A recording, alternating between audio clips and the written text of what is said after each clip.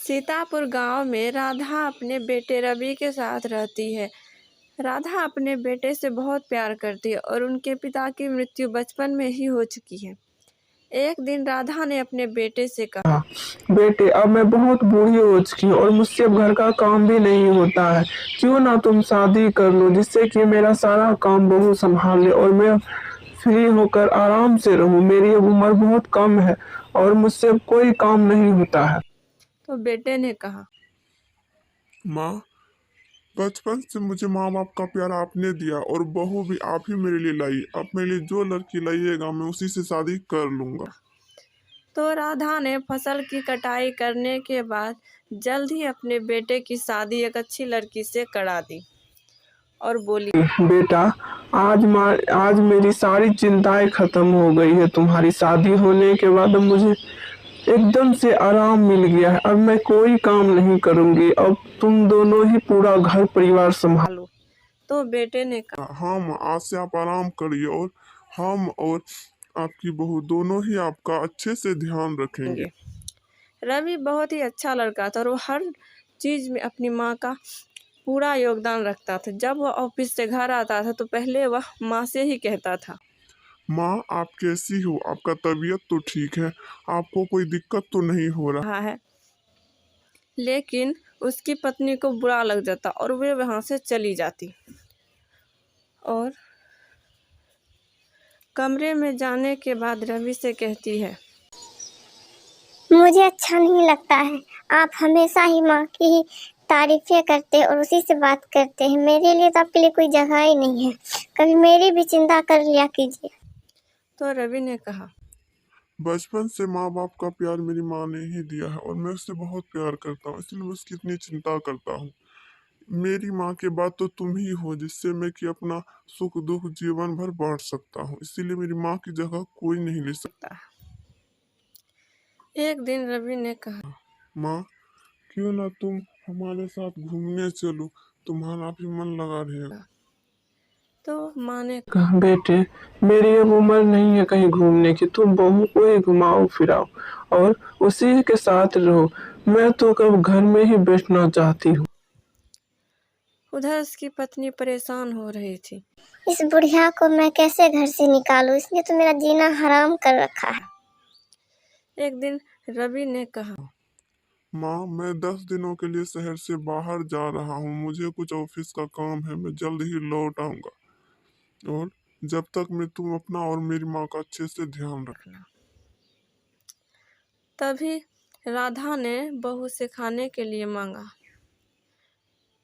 तो बहू ने कहा, आपने तो मुझे नौकरानी बना के रखा। जब देखो खाना लाओ, पीना लाओ, ये करो वो करो। मुझसे अब आपका कुछ नहीं होता है।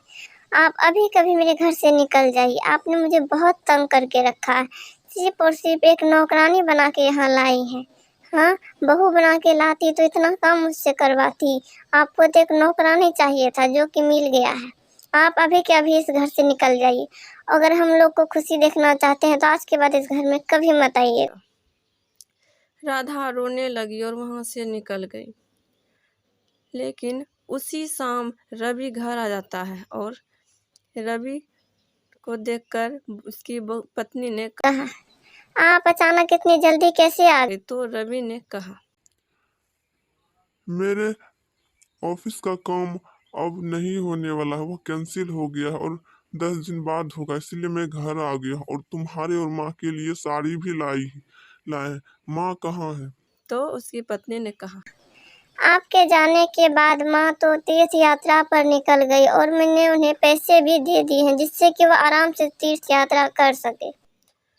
रवि भी खुश हो गया और वे दोनों आराम से अपना जीवन बिताने लगे। लेकिन 10 दिन बाद जब रवि ने कहा, मेरे ऑफिस का काम शुरू हो गया और मैं अब जा रहा हूँ। जब रवि ऑफिस के काम से बस स्टैंड पहुंचा तो उसने एक गरीब और फटी पुराने कपड़े पहने एक बुढ़िया को भीख मांगते देखा। जब उसने पलटकर देखा तो वह उसकी माँ थी। रवि दौड़ के उसके पास आया और बोला, माँ, आप यहाँ पर क्या कर रहे हैं? आपकी बहू ने तो कहा था आप तीर्थ यात्रा पर गई है, इसीलिए मैं आराम से घर में पड़ा था और आपकी कोई चिंता भी नहीं किया। आपकी यह हालत कैसे हुई? आप मुझे बताइए कि आपकी यह हालत कैसे हुई। आप मेरी कसम खाकर कहिए कि यह सब कैसे हुआ, पूरी सच्चाई मुझे बताइए।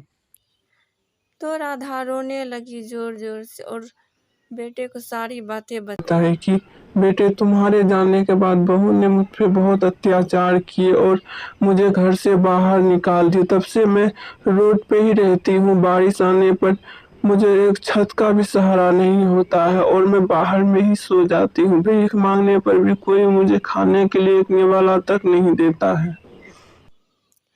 रवि गुस्से से पागल हो गया और माँ को लेकर घर आया। जैसे ही उसकी पत्नी ने गेट खोला तो रवि ने उसे मारना शुरू कर दिया। लात, घूंसे, थप्पड़ सबसे उसे मार के बर्बाद कर दिया। और और और रवि ने अपनी पत्नी से कहा, तुमने इतना बड़ा झूठ कहा। तुम मेरी माँ से इतना जलती क्यों थी कि इन्हें एक भिखारी के रूप में छोड़ दिया? इन्हीं का घर और इन्हीं के घर से तुमने इसे निकाल दिया। निकल जाओ मेरे घर से, यह घर मेरी माँ का है। तब उसकी पत्नी को एहसास हुआ कि वह कितनी बड़ी गलती कर दी है और वे अपने घुटनों पर आके माफ़ी मांगने लगी राधा से। और राधा ने भी उसे माफ़ कर दिया और तब से वे लोग खुशी खुशी रहने लगे।